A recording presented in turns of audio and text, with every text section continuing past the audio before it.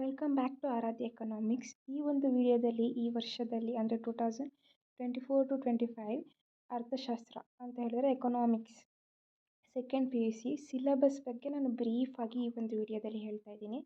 ಈ ಒಂದು ವಿಡಿಯೋದಲ್ಲಿ ಏನಿರುತ್ತೆ ಅಂತ ಹೇಳಿದ್ರೆ ಸೆಕೆಂಡ್ PUC ಆದಂಥ ವಿದ್ಯಾರ್ಥಿಗಳು ಎಕನಾಮಿಕ್ಸ್ ತೊಗೊಂಡಿರೋರು ಈ ಸಬ್ಜೆಕ್ಟಲ್ಲಿ ಯಾವ ವಿಷಯಗಳನ್ನು ನೀವು ಓದ್ತಾ ಹೋಗ್ತೀರಾ, ಸೂಕ್ಷ್ಮ ಅರ್ಥಶಾಸ್ತ್ರ ಆ್ಯಂಡ್ ಹಾಗೆ ಸಮಗ್ರ ಅರ್ಥಶಾಸ್ತ್ರ ಬಗ್ಗೆ ನಾನು ಹೇಳ್ತಾ ಹೋಗ್ತೀನಿ. ಇದು ಏನು ಸಿಲೆಬಸ್ ಇದೆ, ಇದು NCERT ಅವ್ರು ಕೊಟ್ಟಂಥ ಟೆಕ್ಸ್ಟ್ ಬುಕ್.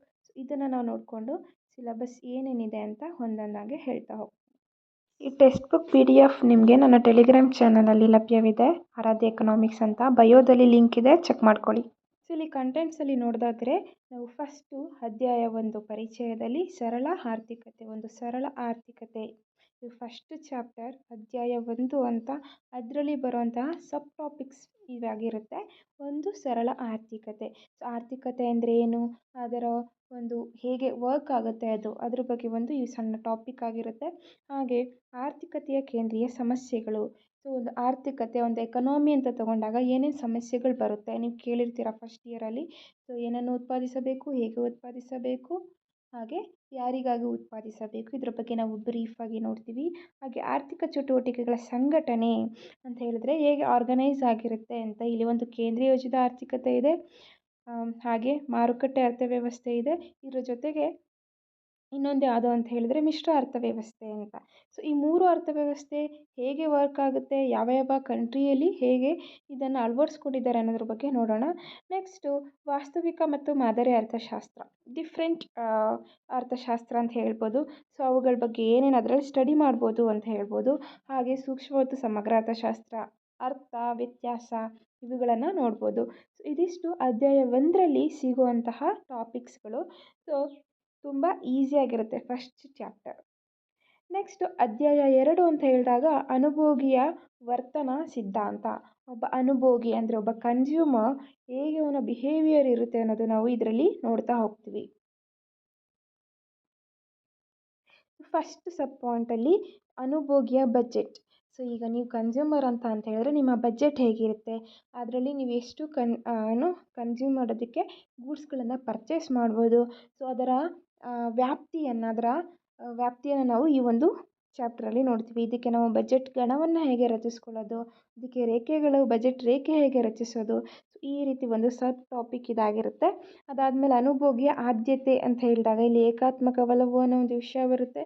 ಹಾಗೆ ಸರಕುಗಳ ನಡುವೆ ಬದಲಿಕೆ ಆಗಿರ್ಬೋದು, ಇಳಿಮುಖ ಬದಲಿ ದರದ ಆಗಿರ್ಬೋದು.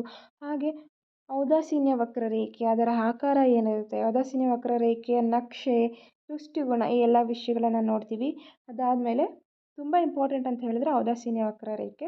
ಅದಾದಮೇಲೆ ಅನುಭೋಗಿಯ ಆದರ್ಶ ಆಯ್ಕೆ, ಅನುಭೋಗಿ ಯಾವುದೋ ಒಂದು ವಸ್ತುವನ್ನು, ಸರಕನ್ನು ಚೂಸ್ ಮಾಡ್ಕೊಳ್ಳೋದು ಹೇಗೆ ಅವನು ಇನ್ಕಮನ್ನು ಅಡ್ಜಸ್ಟ್ ಮಾಡಿಕೊಂಡು ಹೇಗೆ ಅವನು ಒಂದು ಅತ್ಯುತ್ತಮವಾದ ವಸ್ತುವನ್ನು ಪಿಕ್ ಮಾಡೋದು ಹೇಗೆ ಅಂತ ಈ ಒಂದು ಥಿಯರಿ ನಮಗೆ ಹೇಳ್ಕೊಡುತ್ತೆ.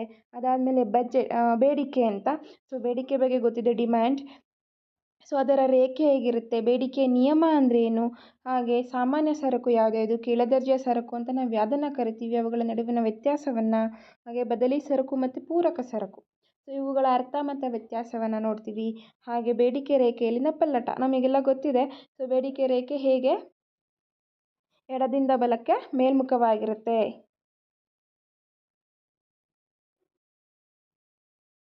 ಎಡದಿಂದ ಬಲಕ್ಕೆ ಇಳಿಮುಖವಾಗಿರುತ್ತೆ ಬೇಡಿಕೆ ರೇಖೆ ಅಂತ. ಸೊ ಅದರಲ್ಲಿ ಹೇಗೆ ಚೇಂಜಸ್ ಆಗುತ್ತೆ, ಲೆಫ್ಟಿಗೆ ಹೋಗುತ್ತಾ, ರೈಟಿಗೆ ಹೋಗುತ್ತಾ, ಬಲ ಚಲನೆ, ಎಡ ಚಲನೆ ಅಂತ ಎಲ್ಲ ಇರುತ್ತೆ.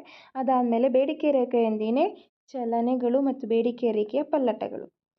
ಈ ಕೆಲವೊಂದಷ್ಟು ವೀಡಿಯೋಸ್ಗಳು ನಾನು ಆಲ್ರೆಡಿ ವಿಡಿಯೋದಲ್ಲಿ ಅಪ್ಲೋಡ್ ಮಾಡಿದ್ದೀನಿ ನನ್ನ ಚಾನಲಲ್ಲಿ, ಅದರ ಬಗ್ಗೆ ನೀವು ನೋಡ್ಕೋಬೋದು. ಹಾಗೆ ಮಾರುಕಟ್ಟೆ ಬೇಡಿಕೆ ಅಂದ್ರೇನು, ಸೊ ಬೇಡಿಕೆ ಸ್ಥಿತಿಸ್ಥಾಪಕತ್ವ ಅಂದ್ರೇನು, ಹಾಗೆ ಒಂದು ಸರಕಿನ ಬೆಲೆ ಬೇಡಿಕೆಯ ಸ್ಥಿತಿಸ್ಥಾಪಕತ್ವವನ್ನು ನಿರ್ಧರಿಸುವ ಅಂಶಗಳು ಯಾವುದು, ಸ್ಥಿತಿಸ್ಥಾಪಕತ್ವ ಮತ್ತು ವೆಚ್ಚ, ಈ ಎಲ್ಲ ಅಂಶಗಳನ್ನು ನಾವು ನೋಡ್ತಾ ಹೋಗ್ತೀವಿ. ಅದಾದಮೇಲೆ 3ನೇ ಚಾಪ್ಟರಲ್ಲಿ ಉತ್ಪಾದನೆ ಮತ್ತು ವೆಚ್ಚಗಳು, ಉತ್ಪಾದನೆಯ ಬಿಂಬಕ ಅಂತ ಹೇಳ್ತೀವಿ, ಪ್ರೊಡಕ್ಷನ್ ಫಂಕ್ಷನ್ ಅಂತ. ಅದ್ರ ಜೊತೆಗೆ ಅಲ್ಪಾವಧಿ ಹೇಗಿರುತ್ತೆ, ದೀರ್ಘಾವಧಿಯಲ್ಲಿ ಫಂಕ್ಷನ್ ಹೇಗೆ ನಡೆಯುತ್ತೆ, ಹಾಗೆ ಒಟ್ಟು ಉತ್ಪನ್ನ ಅಂದ್ರೇನು, ಸರಾಸರಿ ಉತ್ಪನ್ನ ಅಂದ್ರೇನು, ಸೀಮಾಂತ ಉತ್ಪನ್ನ ಅಂದ್ರೇನು, ಅವುಗಳ ಒಂದು ಕ್ಯಾಲ್ಕುಲೇಷನ್ ಹೇಗೆ ಮಾಡೋದು, ಸೊ ಅವುಗಳನ್ನು ಈ ಚಾಪ್ಟ್ರಲ್ಲಿ ನೋಡ್ತೀವಿ. ಹಾಗೆ ಇಳಿಮುಖ ಸೀಮಾಂತ ಉತ್ಪನ್ನ ನಿಯಮ ಮತ್ತು ಬದಲಾಗುವ ಪರಿಣಾಮಗಳ ನಿಯಮ, ಹಾಗೆ ಒಟ್ಟು ಉತ್ಪನ್ನ, ಸೀಮಾಂತ ಉತ್ಪನ್ನ ಮತ್ತು ಸರಾಸರಿ ಉತ್ಪನ್ನಗಳ ರೇಖೆಗಳ ಆಕಾರಗಳು. ಸೊ ಇಲ್ಲಿ ಮೇಲೆ ಏನು ನಡೆದು ಒಟ್ಟು ಉತ್ಪನ್ನ, ಸರಾಸರಿ ಉತ್ಪನ್ನ, ಸೀಮಾಂತ ಉತ್ಪನ್ನ ಹೇಗೆ ಕ್ಯಾಲ್ಕುಲೇಷನ್ ಮಾಡಿ ಅದನ್ನು ನಾವು ಒಂದು ಡಯಾಗ್ರಾಮಲ್ಲಿ ಹೇಗೆ ರಚಿಸ್ಬೋದು, ಅವುಗಳ ರೇಖೆ ಆಕಾರಗಳು ಹೇಗಿರುತ್ತೆ ಅನ್ನೋ ಈ ಚಾಪ್ಟ್ರಲ್ಲಿ ನೋಡ್ತೀವಿ. ಹಾಗೆ ಪ್ರತಿಫಲ ಪ್ರಮಾಣಗಳು, ಅದ್ರ ಜೊತೆಯಲ್ಲಿ ವೆಚ್ಚ. ಸೊ ಇಷ್ಟು ತನಕ ನಾವು ನೋಡಿದ್ದು ಉತ್ಪನ್ನ, ಈಗ ವೆಚ್ಚ, ಅಲ್ಪಾವಧಿ ವೆಚ್ಚ, ದೀರ್ಘಾವಧಿ ವೆಚ್ಚ ಅಂತ ಬರುತ್ತೆ. ಸೊ ಇವುಗಳನ್ನು ನಾವು 3rd ಚಾಪ್ಟ್ರಲ್ಲಿ ನೋಡ್ತೀವಿ. ಹಾಗೆ 4th ಚಾಪ್ಟರ್ ಅಂತ ತಗೊಂಡಾಗ ಪರಿಪೂರ್ಣ ಪೈಪೋಟಿಯಲ್ಲಿ ಉದ್ಯಮ ಘಟಕದ ಸಿದ್ಧಾಂತ. ಸೊ ಪರಿಪೂರ್ಣ ಪೈಪೋಟಿ ಮಾರುಕಟ್ಟೆಯನ್ನು ನಿರೂಪಿಸುವ ಲಕ್ಷಣಗಳು. ಒಂದು ಪರಿಪೂರ್ಣ ಪೈಪೋಟಿ ಮಾರುಕಟ್ಟೆ ಅಂತ ಹೇಳಿದರೆ ಒಂದಷ್ಟು ಲಕ್ಷಣಗಳು ಇರಬೇಕಾಗುತ್ತೆ. ಸೊ ಆ ಲಕ್ಷಣಗಳಿದ್ದರೆ ಮಾತ್ರ ನಾವು ಅದನ್ನು ಪರಿಪೂರ್ಣ ಪೈಪೋಟಿ ಅಂತ ಹೇಳ್ತೀವಿ. ಸೊ ಆ ಲಕ್ಷಣಗಳು ಯಾವುದ್ಯಾವುದು, ಅದರ ಜೊತೆಗೆ ಆದಾಯ, ಹಾಗೆ ಲಾಭ ಗರಿಷ್ಠೀಕರಣಗೊಳಿಸುವುದು ಹೇಗೆ, ಅದರಲ್ಲಿ ಒಂದಷ್ಟು ನಿಯಮಗಳಿದ್ದಾವೆ, ಷರತ್ತು, ಆ ಷರತ್ತು 3 ಷರತ್ತುಗಳಿದೆ.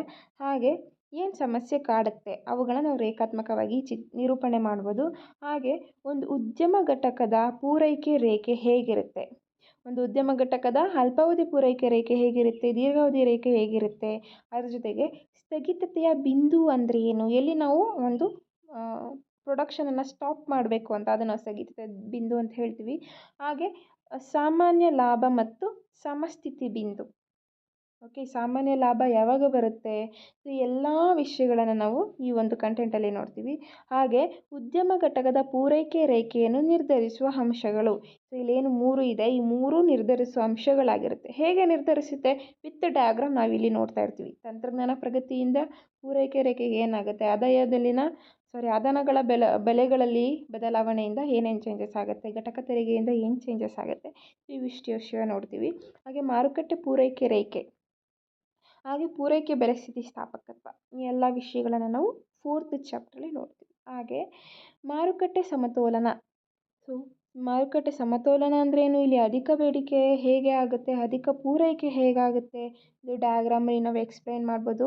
ಹಾಗೆ ಮಾರುಕಟ್ಟೆ ಸಮತೋಲನ, ಸ್ಥಿರ ಸಂಖ್ಯೆಯ ಉದ್ಯಮ ಘಟಕಗಳು, ಮಾರುಕಟ್ಟೆ ಸಮತೋಲನ, ಮುಕ್ತ ಪ್ರವೇಶ ನಿರ್ಗಮನ ಹೇಗಾಗುತ್ತೆ ಅಂತ. ಹಾಗೆ ಅನ್ವಯಿಕೆಗಳು ಅಂತ ಹೇಳಿದರೆ ಬೆಲೆ ಮಿತಿ ಮತ್ತು ಬೆಲೆಯ ಕನಿಷ್ಠ ಮಟ್ಟ, ಈ 2 ವಿಷಯಗಳನ್ನು ನಾವು ಇಲ್ಲಿ 5th ಚಾಪ್ಟ್ರಲ್ಲಿ ನೋಡ್ತೀವಿ. 6th ಚಾಪ್ಟರ್ ನಿಮಗೆ ಲಾಸ್ಟ್ ಇಯರಿಂದ ಇಲ್ಲ. ಸೊ ಟೋಟಲಾಗಿ 5 ಚಾಪ್ಟರ್ಗಳು ಮಾತ್ರ ನಾವು ಮೈಕ್ರೋ ಎಕನಾಮಿಕ್ಸಲ್ಲಿ ನೋಡ್ತೀವಿ.